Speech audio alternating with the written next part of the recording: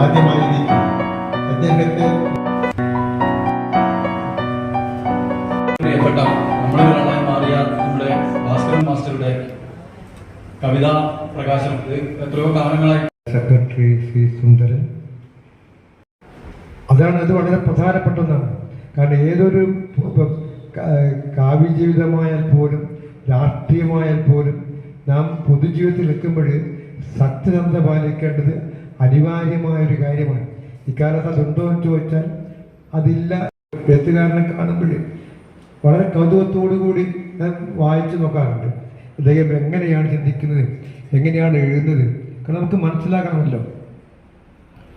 പക്ഷെ അവിടെ ഞാൻ ഒരിക്കൽ പോലും ഭാസ്കരൻ നീലഞ്ചേരി എന്നുള്ള ഒരു കവിയെ ഞാൻ കണ്ടെത്തിയില്ല എന്ന് വളരെ ഖേദത്തോട് പറയാൻ ആഗ്രഹിക്കുകയാണ്. അങ്ങനെ ഇരിക്കേണ്ട ഒരു കവിയല്ല അദ്ദേഹം. കാരണം ഏറ്റവും മലയാളത്തിലെ ഏറ്റവും ശക്തമായ ധാരാളം കവിതകൾ നമുക്ക് തന്ന വളരെ പ്രബുദ്ധതയുള്ള, ഞാൻ ആ വാക്ക് പ്രബുദ്ധത എന്ന വാക്ക് വളരെ ബോധം ഉപയോഗിക്കുകയാണ്. കാരണം ഒരു കാവ്യ ഒരു സർഗാത്മക സൃഷ്ടി ഒരു ആസ്വാദകനെ മാറ്റിയെടുക്കുന്നത് അതിലെ പ്രബുദ്ധതയിലൂടെയാണ്. അത്തരമൊരു പ്രബുദ്ധത നമുക്ക് തന്ന കവിതകളാണ് ഇതിലേറെയും. ഞാൻ ഈ കവിതയിലൂടെയൊന്നും കടന്നു ഞാൻ പോകുന്നില്ല. കാരണം കവിതയെ ആഴത്തിൽ പരാമർശിക്കുവാൻ കഴിവുള്ള ഇവിടെ പിന്നെ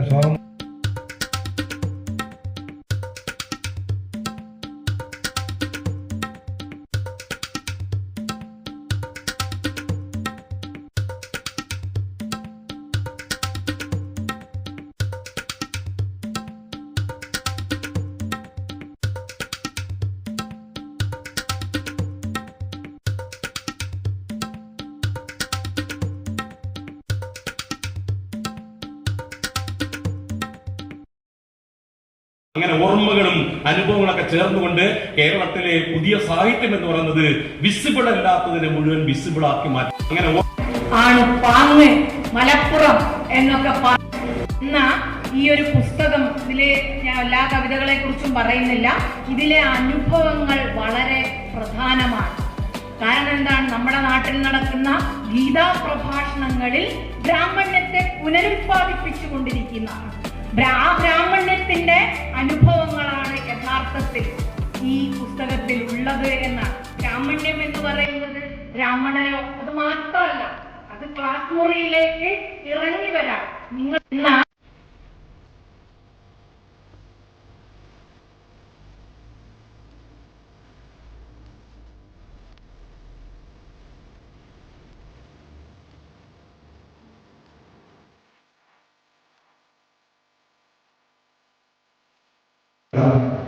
ആരംഭിക്കാതെ പോകുന്നത് ഇതാണ്. അതിനാൽ ആരംഭിക്കാനുള്ള എണ്ണ പറ്റിയ നിലവിളക്കിൽ കരിന്തിരി കത്തുന്ന ഓരോ ചിത്രമാണ് അമ്മയുടെ മനസ്സിൽ. അതേപോലെ എന്നെ കുറിച്ച് എൻ്റെ കവിതകളെ കുറിച്ച് ഇവിടെ സംസാരിച്ചിട്ടില്ല, അല്ലെങ്കിൽ പറഞ്ഞിട്ടില്ല എല്ലാ നല്ല അഭിപ്രായങ്ങൾക്ക് ഞാൻ ശിരസ് നന്ദി. ഞാൻ നന്ദി പറയാം. കാരണം TTCയുടെ ആ അവതരണ രീതിയിലൂടെ ഇവിടെ ഇരിക്കുന്ന മുഴുവൻ ആളുകൾ എൻ്റെ അമ്മയെ കുറിച്ച് മനസ്സിലായതാണ്. അതിലൊരുപാട് സന്തോഷിക്കുക. 2015 പ്രിൻസിപ്പലാണ് ആ അമ്മയെ